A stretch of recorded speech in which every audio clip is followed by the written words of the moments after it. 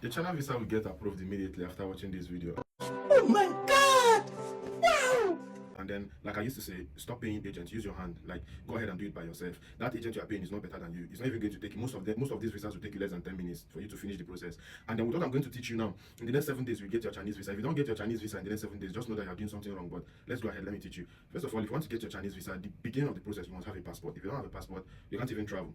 So let's go ahead. For you to apply for a Chinese visa, you need to go on the visa website, which is consular.mfa.gov.cn.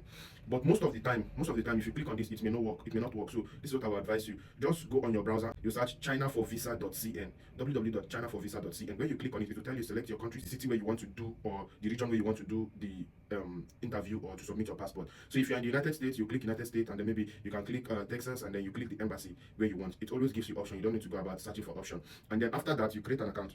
After you create an account, you go ahead and then put your information and verify your email and everything. I want you to know that, like, I'm going to be letting you know all the errors while you try to do this. It's not like the website is bad. Sometimes there's a lot of traffic, especially this period that the Canton Fair is going on. A lot of fairs are happening in China. So everybody from the United States, from the United Kingdom, from Thailand, everywhere, Nigeria, they are going straight to China. So the website most of the time will be crowded. This is my advice for you. If you have a laptop, just log out and then log in on your laptop after 10 minutes and use your laptop to continue. If it keeps on doing the same thing, just close the tab and open it again. So after you pass the phase of creating your account, you will now proceed to fill in your information. First of all, you need to select the type of visa that you want. So it will show you the categories of visa that you want. If you are going for vacation, you select vacation. If you are going for visit, you select visit. And then if you are going for business, you select business. So me personally, I always go to China for business. So I'm only going to teach you how to go ahead and get your Chinese visa within 7 days as a business person. If you want to use this information to do visa fraud, I'm not part of it. So whatever information I'm giving you is an information that is helpful for you and for yourself. So first of all, before you begin, you select the M-type visa. M-type visa is based for business people. I don't know if you understand. And for you to go to China with the M-type visa, you must have an invitation from a company. I'm going to teach you how to get that invitation now.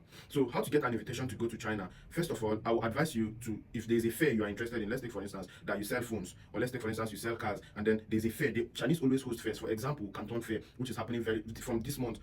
I think it ends on the 15th. It has been happening. I think it will end on the 15th of May. So now, if you want to go to China, let's say you want to travel to China on the 15th, you can easily, after watching this video, just rush now, go to the Canton Fair website. I'll tag the Canton Fair website here, right here on the screen. Go to the Canton Fair website and then get your invitation. I'll teach you how to get the invitation. To get your invitation, you go to the Canton Fair website, which I already displayed on the screen, and then you're going to apply for an invitation as a buyer, not a supplier, because you're not supplying something to China. So you're going to China to buy. So you're going to create your page as a buyer, and then you request for invitation. The process is very easy. You just follow it. The website is there. As soon as I provide the website, it will give you directions on how to go about it. But if you have any problem, just type in the comment section, and then I'm going to help you resolve the problem. So once you get your invitation, that's when you proceed.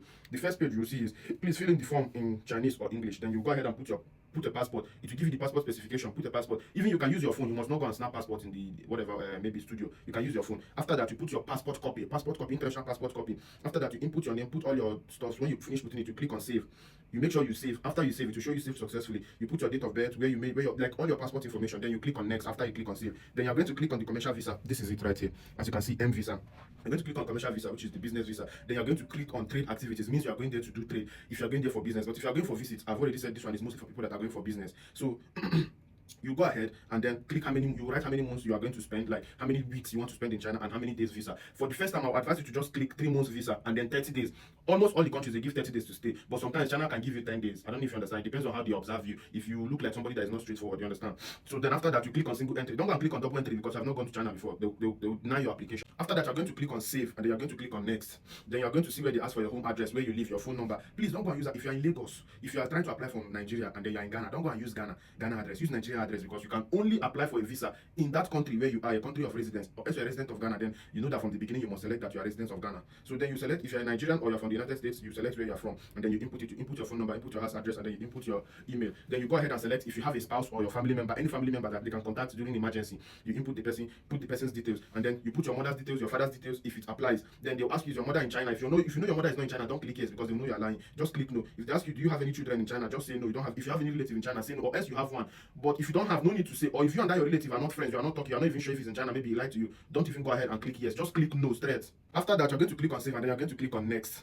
When you click on next, it's going to take you to the next page. It will say, please fill in the form in English or Chinese. You're going to put your date of travel. You're going to put everything. First of all, before you put your date of travel, when you get to this stage to ask you for your date of travel, I would advise you to use Ethiopia Airways, because most of the time they let you reserve your ticket for free. So use Ethiopia Airways to reserve your ticket for free. Then use booking.com. Look for one hotel that does not, you will see where they write it, does not require payment. So while you go on booking.com, I also put the website here because most people don't know booking.com. So this is the website for booking.com. When you go on booking.com, you will now look for the hotel of, maybe if you're going to Guangzhou in China, you look for the hotel that is in Guangzhou, and then it should be a cheap hotel that you can afford. Unless you have money for 5 star, but they are cheap hotels. You can even see a hotel of $30 per day, per night in China. So go ahead and then look for a cheap hotel. After you get a cheap hotel, then like I said, you're going to use Ethiopia Airways to book your flight on hold. Then the way you're going to book your flight on hold is after you put your information, you put where you're going to. Make sure you put the city where you're going to. For example, in your application, if you write that you're going to Guangzhou and then on your flight itinerary it's showing Hubei, that means you are giving a contrary information to what you already said in your application. So go ahead and put the city that you're going to, which is the same as the one in your application. Then you book your flight on hold. Then you will now carry down your flight number. The flight number you're going to put it in this place that will ask you for your flight number. The place that will say information on your travel, you put it. Then the hotel address that you get from booking.com, all the hotels have address. You copy the hotel address and put, and then you put the date that you want to spend. Please make sure that the date you select on booking.com will be the same date you select in your application. Then you go ahead and select the city. Then the person that is inviting you, you must use the name of the person that is inviting you, which is the same on the invitation letter that is on the Canton Fair. I will show you how the Canton Fair invitation is looking like. This is how it's looking at. Look at the screen, you will see how it's looking at. Like, so you select the name of the person that is inviting you in China, which is the same name that is on your Canton Fair invitation letter. Like I said, they'll still ask you for your maybe your wife or your husband, which is your emergency contact. You go ahead and put it. Then they'll ask you who will pay for your travel. This is where it comes in. If the company you are going to see in China will pay for your travel, but Canton Fair does not pay for your travel, they only give you invitation to come to China. So, and then the invitation, most 98% of the time it gets approved. I don't know if you understand. So you're going to click that you're going to sponsor yourself. China does not require a lot of money. Some people go to China just to go and make inquiries, collect number and go back. So if you have like 4 million in your account or 5 million, it's very okay. Even if you don't have, and then there's somebody that is going to sponsor you that have 5 million in their account, you can collect their account statement. You understand? And then that's when you will now click order. If they ask you who will pay for your travel, whatever, your travel expenses, you click on order and then you specify that is another person. Then they'll ask you, is there a person sharing the same passport with you? Are you traveling with someone who shares the same passport with you? No, nobody shares the same passport with you. Your passport is only for yourself. So the answer is no. Then you're going to go ahead and click on save, and then you're going to click on next. The next place that is going to show, the next thing that you're going to see is information on your previous travel. Have you been to China before? If you know you have never been to China, just click no. Don't go and lie. Previous Chinese visa. Have you ever gotten Chinese visa? No, you've never gotten it if you've never gotten Chinese visa before. But if you've ever gotten Chinese visa and for one reason, maybe you missed your flight or something happened, you not travel, you can specify. Then they'll ask you, do you have any valid visa issued by other countries? If you don't have any visa from maybe US, UK, Canada, France, Italy, don't go and say you have any visa. So the answer is no. Then they'll ask you, have you traveled to any other country in the past 12 months? If you have been to any country, even if it's Benin Republic, include that you have been to the country, and then you write the name of the countries right here. You write the name of the country, then you're going to click on save. After you click on save, you're going to click on next. Then you go to the next page. Then they'll ask you, have you been refused a Chinese visa? If you have applied Chinese visa before and they refuse you, just click no, don't lie. Has your Chinese visa ever been cancelled? If you have gotten a Chinese visa and then they later send you a message that your visa has been cancelled for some reason, make sure you specify and say no. Have you ever entered China illegally, overstayed, or worked illegally in China? If you have never entered China or overstayed in China, specify no. But if you have ever, just say yes. Don't lie for any reason. After that, you're going to save and then you're going to click on next. Then they will tell you to agree on their terms and conditions. You're just going to click I understand and agree with the above. You're going to save and then you're going to click on next. When you click on next, that's when they will now ask you to upload material. Please ensure that I'm going to put the screenshot. You will see your flight ticket, which you booked with Ethiopia Airways, like I said, which you got your flight number from. Make sure you put it in the exact place where it's supposed to be. Your booking and then your invitation letter. After that, you go ahead and put your bank statements. Please remember, if somebody is sponsoring you, maybe you don't have money and somebody is sponsoring you to go to China and then go and help them and collect contact. Input the person's name.